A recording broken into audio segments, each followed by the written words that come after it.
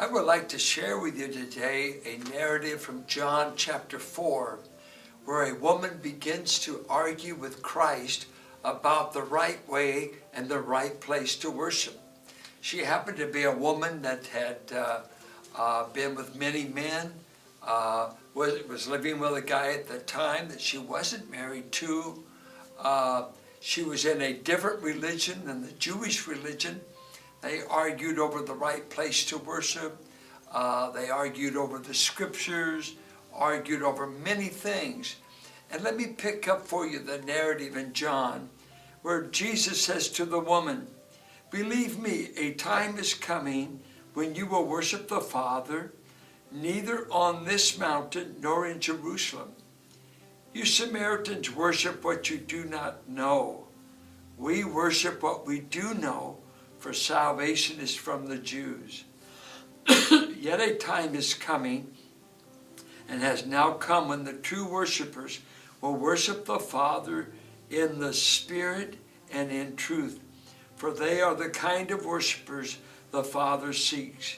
God is Spirit, and His worshipers must worship in the Spirit and truth." And then the woman says, "You must be the Messiah. You've defined what worship is." What is worship? We talk about the Sunday morning worship service. We worshiped. What is it? Worship, a simple definition that comes from Anglo-Saxon, is its worthy-ship. We give God His worth. And the word for worth and worship comes from a Hebrew word, kavod. God is weighty. There's substance to our God. He's not a phantom.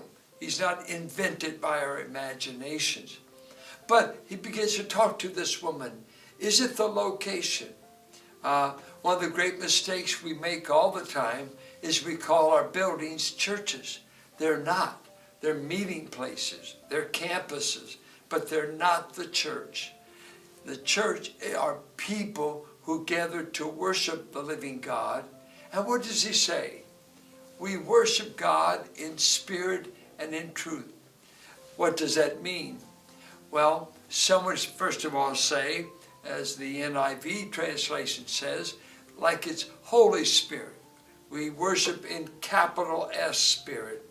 But really, I believe he's saying we worship in our human spirit by means of the Holy Spirit. But worship must take place in the inner man.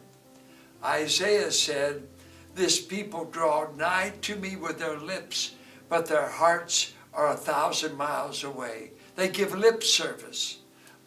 They say, "I love you, God," but they're not even engaged. And he says, truth must be involved.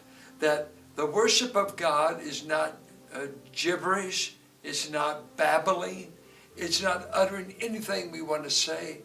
It is uttering back to God what He has revealed about Himself.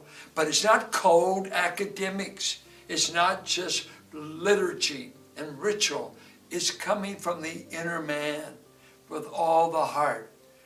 Oh, there is a famine for worshipers in the church world as in all of creation. Give God worship. Begin with your heart, express it, and be sure it's truth. The true worshipers worship in spirit and in truth.